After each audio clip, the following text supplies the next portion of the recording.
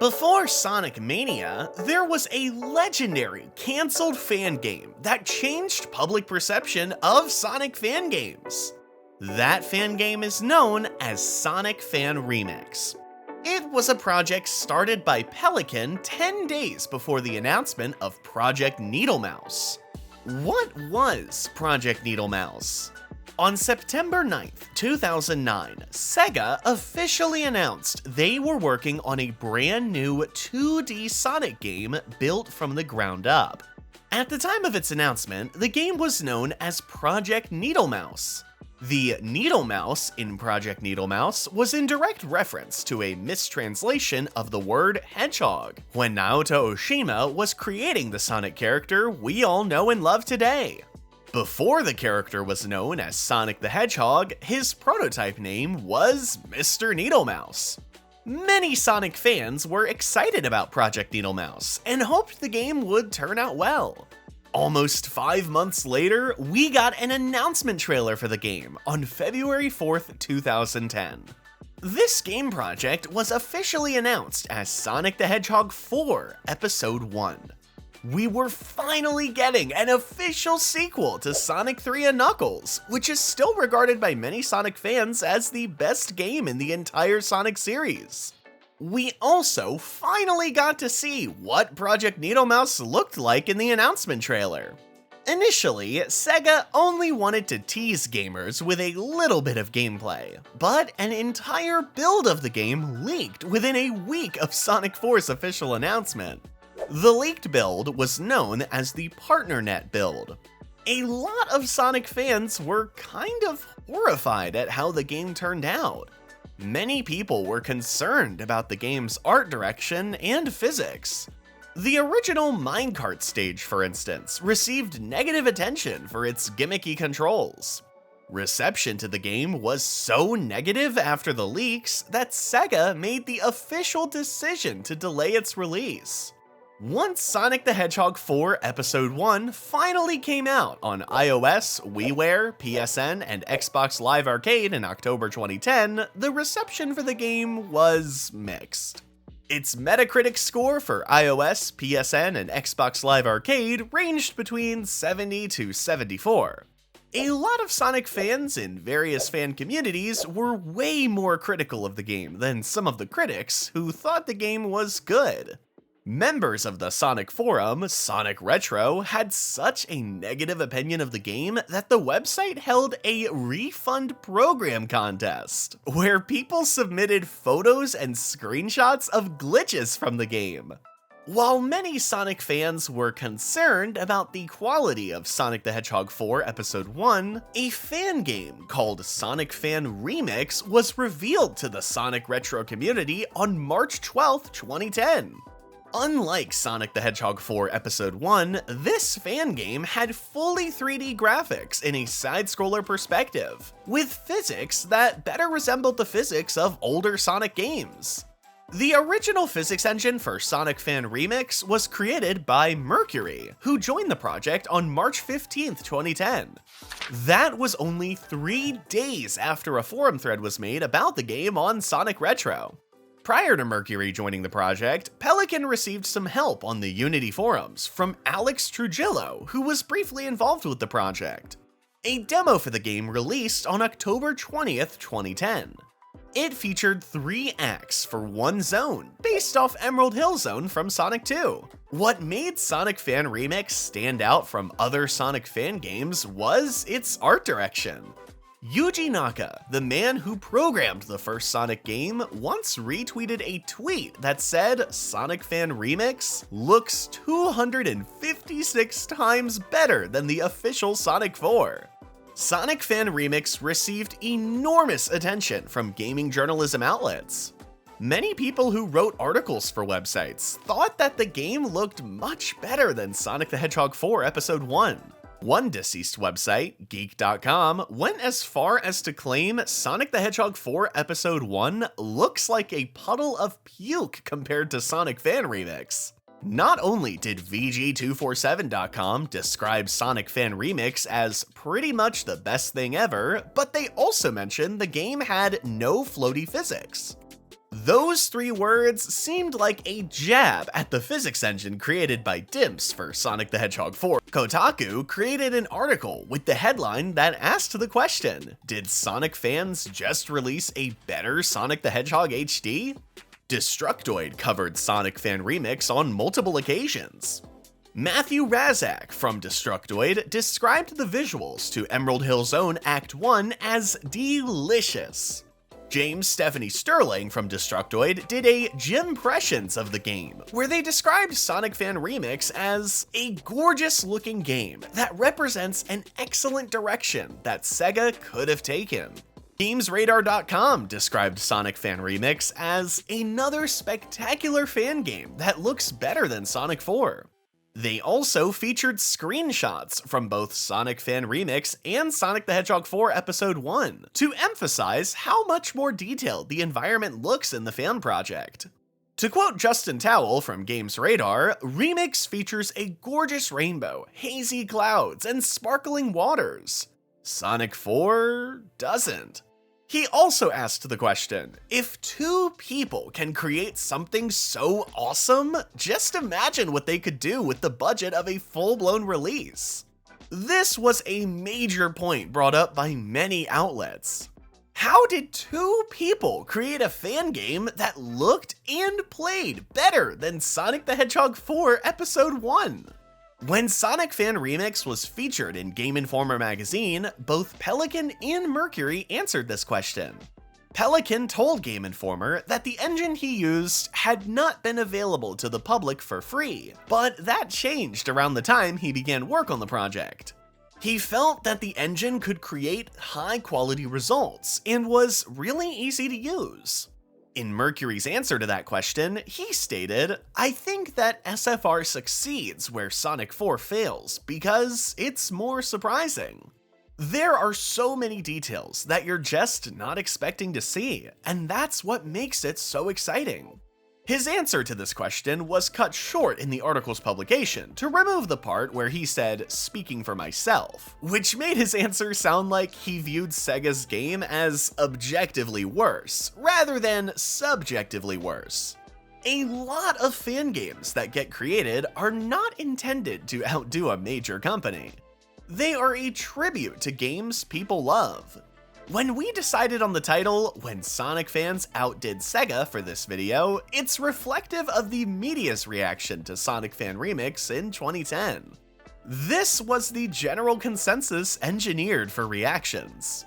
Human beings are hyper-competitive, and we often make comparisons when we feel like comparisons are warranted. In the case of Sonic Fan Remix, it was the first time a Sonic fan game got created that caused notable gaming journalists to deliver a better game than what was offered by Sega at the time. A lot of people who were extremely disappointed in Sonic the Hedgehog 4 Episode 1 were genuinely impressed by what Pelican and Mercury had created in 2010. The only other people involved with the project at the time of the original demo's release was around 26 people. Those people were the person who made the music for the fan game and 25 playtesters who playtested the game. How the music got chosen for the game was Pelican asking for suggestions on Sonic Retro. One user on the forum, LugbyZerg, suggested a bunch of different remixes by different people. After Pelican listened to those remixes, he announced on September 20th, 2010 that he got in contact with some people. One of those people was Blake Robinson, also known as Dumma, who used to run a website called DummyWorld.net. LugbyZerg's suggestions included a link to a remix by Blake Robinson of the Sonic the Hedgehog 2 boss theme that was uploaded to YouTube on October 20th, 2008. This same exact song got used in a Sonic Fan Remix gameplay video for the game's title screen. The video also showcased an entire playthrough of Emerald Hill Act 1 for the first time on October 2nd, 2010. One noticeable difference between the zone in that video compared to the first demo is the appearance of star posts. We reached out to Mercury to ask him why the star posts were removed in the demo. This is what he had to say. The only mention of them in our emails is me saying I've implemented a checkpoint system that allows Sonic to respawn at locations other than level start when he dies, but asking Pelican to change the colliders on the lamppost object so Sonic can trigger them when he runs by correctly. They never get brought up again, and he was in charge of the level layout, so I'm assuming they were just removed to be one less thing to worry about, since they aren't super important for a demo. We definitely burned a lot of time towards the end on the flashier things, like the big 3D loops. Mercury provided us a lot of game development details about Sonic Fan Remix you cannot find anywhere else on the internet. This includes information about scrapped content that was intended to be part of the game before it was cancelled. According to Mercury, Pelican asked him about programming with regards to Tails, so Tails was planned, but I don't think any assets were made. When Mercury was a programmer for the game, Pelican asked him what were his favorite zones. Since Stardust Speedway was Mercury's favorite zone, Stardust Speedway would definitely have been in the lineup if he stayed as a programmer for the game. Mercury also mentioned that any classic stages were candidates for Sonic Fan Remix. In Mercury's own words, the game was meant to be a mix, which is funny because both are from Sonic 2 in the demo, so it just seems like a straight up remake of just that game. But, as the title suggests, it would have been more like Generations or Mania.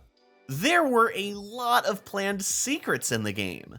According to Mercury, some minor references were planned, like Rio's bike from Shenmue would appear as a background element, and there were some silly hidden Big the Cat cameos planned. But Big, in particular, was not rigged or animated at any point. Big would have been a secret in each stage, sort of like Sonic Adventure 2. It was also suggested that bad things would happen to him, which I probably would have pushed back against if it had gone forward. Big would be attacked by the Orca, for example. On January 24th, 2011, Mercury publicly announced on Sonic Retro that he was no longer going to be a programmer for Sonic Fan Remix. He gave 3 reasons for why he was stepping down. His computer could not handle running Unity 3, he grew extremely weary with Unity, and he wanted to work on his own projects. Another major reason why Mercury left development of the game that he did not publicly disclose at the time was health issues. When the writer of this episode asked Mercury why did he leave the project, this is what he had to say. Mostly due to health reasons. I was actually sick during most of the time that I worked on it. Especially once Demizian expressed interest in joining, I felt Pelican deserved someone more reliable and with more Unity experience, and I knew I wouldn't be leaving him high and dry, so I stepped down. I also sort of felt like, with the core engine in place, the most difficult job was done, and they could build off of what I'd already completed. But that didn't wind up happening as far as I know. The physics were redone, and I can understand that. I doubt my code was very user-friendly. I was basically learning Unity from scratch as I went. On the same day Mercury publicly announced some of his reasons for leaving the project, the Taxman revealed Demizian converted the engine of Sonic Fan Remix to Demizian's Egg Engine, which also used Unity. One of the biggest changes Demizian tried to implement to the engine was improving the game's performance. A lot of people had issues running the game back in 2010, so one way he improved the game's frame rate was to reset a Badnik's position when they were off camera. In that same post, Demizian posted a screenshot that showcased how the game looked in the Egg Engine. According to Sonic Retro user Vyaz, the blue tint from the 2010 demo was removed in the 2011 screenshot posted by Demizian. Unfortunately, this image no longer works. Most of the images of Sonic Fan Remix, when it was in development, do not exist on the internet anymore. ImageShack.us used to be a very popular website for people to upload images to share on forums. Nowadays, on social media, there is an upload feature for people to post images that would be in their social media posts. That was not the case for most forums in 2010. So, a huge part of Sonic Fan Remix's game development is lost forever. However, we were able to find two screenshots of the game's early development. This screenshot is one of the earliest screenshots of the game, back before the game had a physics engine. If you compare this screenshot to how the original demo looks, it has less of a blue tint to the level's visuals. There is also gameplay footage of the game before it had a physics engine, to where there was no blue tint to the visuals. There was a lot of criticism on the Sonic Retro forum in 2010 over the blue tint, because some people felt the graphics looked more vibrant in early screenshots. One user posted a screenshot from the game's early development to how it looked in the demo. The only reason why these screenshots are still viewable is because they were uploaded to Imgur instead of image hosting websites like ImageShack, TinyPic, or PhotoBucket. You can see the visuals look less blue and less dark when it was earlier in development, though some of the darker visuals are due to shadow effects. If you want to see how different the game looks without the shadow effects, you can switch the game's visuals to Fastest, which gives the environment a brighter appearance. If you set the graphics setting to Fantastic, it makes the shadows very visible, which makes the visuals look darker with higher contrast. The demo also added an overlay that made the corners darker. This overlay was super noticeable to anyone who played the game in ultra widescreen. Another criticism the demo received for its visuals was how busy everything looked. Pelican released a grayscale noir version of the game on October 23, 2010 as a joke because of debate over the game's busy visuals. Thanks to Scaly Fox and Razozen for digging up the noir version of the Sonic Fan Remix demo. The person who wrote the script for this video, Willie Corley, was one of the first people to download this version of the game when it was posted to Sonic Retro. Unfortunately, only 3 versions of the game were officially released by Pelican. The original demo was uploaded on October 20th, 2010, the Grayscale Noir version was uploaded on October 23rd, 2010, and Pelican uploaded a work-in-progress version of Chemical Plant on September 26th, 2011. Unlike the 2010 demos, the 2011 work-in-progress version was programmed by Demizian instead of Mercury. This work-in-progress version of Chemical Plant does not have a background, and it had a ton of bugs. If you attempt to do a super peel out with Sonic, like he does in Sonic CD, he goes upside down. However, this version showed enormous promise in what could have been Chemical Plant in Sonic Fan Remix.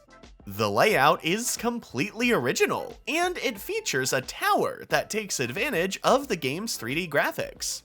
When Pelican released the work-in-progress version of Chemical Plant, he also announced that he stopped working on the project for the time being, but that he hopes to return to it at some point. While we never saw any new updates for Sonic Fan Remix after the third demo, Pelican refocused his efforts from Sonic Fan Remix to original indie games inspired by other 90s titles. He released a game called The Takeover to Steam on November 9th, 2019. It's a beat-em-up game inspired by Streets of Rage and Final Fight. Pelican previously expressed interest in remaking Streets of Rage when Game Informer interviewed both him and Mercury. Pelican also launched a Kickstarter campaign over a decade ago for a racing game that never got finished. As for why Pelican stopped working on Sonic Fan Remix, we reached out to Mercury for additional information. This is what he had to say.